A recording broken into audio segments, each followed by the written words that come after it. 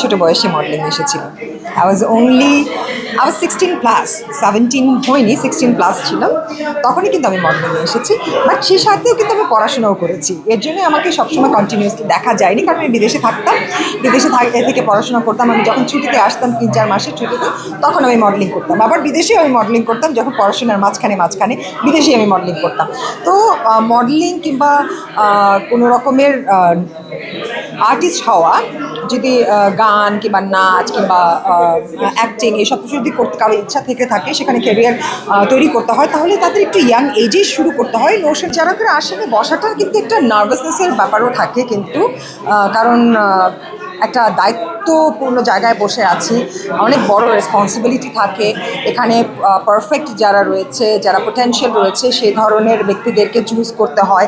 কোনো কিছু ছাড়া পড়ে গেল কিনা, কাউকে ঠিকমতো জাজ করতে পারলাম কিনা, পারবো কিনা, সেসব বিষয় নিয়েও চিন্তা থাকে।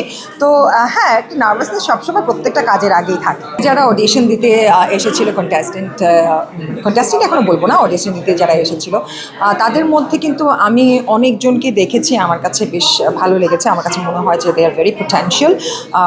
বেশ কয়েকজন ছেলে এবং মেয়েকে পেয়েছি। আশাপূর্ণ রয়েছে যে তারা ভবিষ্যতে তাদেরকে গড়ে তুলতে পারলে, কিংবা তারা যদি ফোকাস থাকে, তো সামনে আমরা অনেক ভালো ভালো মডেল পাবো বাংলাদেশের জন্য। আমি আশাবাদী আছি। আমি তো ছোটো বয়সে মডেলিং এসেছিলাম।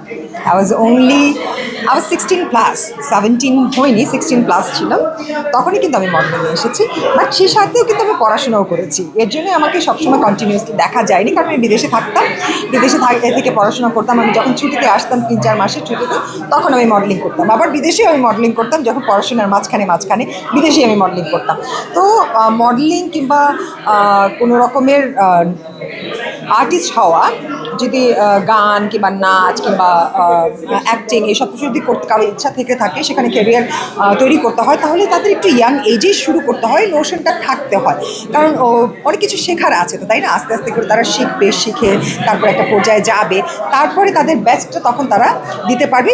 And in the mean time they will be old enough to carry out their career.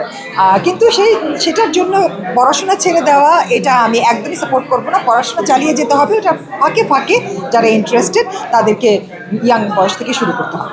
প্রথমে যে টিকটককে ফলো করে মডেলিং গ্রুমিং করা, কিংবা গ্রুমারকে আর ইনস্ট্রাক্টরকে সেটাকে চুজ না করাটা স্কুল, সেটা চুজ করার জন্য অথেন্টিকলি ওয়েব পেজে দেখতে হবে, একটু গুগল করে নিতে হবে কারা কারা মেইন স্ট্রিমে কাজ করছে।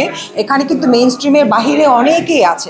প্রথমে জানতে হবে যে কোন ইন্ডাস্ট্রিটাতে যাচ্ছি, কোন ইন্ডাস্ট্রিতে ইচ্ছা আছে কাজ করবার, এবং সেই ইন্ডাস্ট্রির পায়োনিয়ার্স কারা, হ্যাঁ, কিংবদন্তি কারা, তাদেরকে খুঁজে বের করতে হবে, তাদের সম্বন্ধে স্টাডি করতে হবে।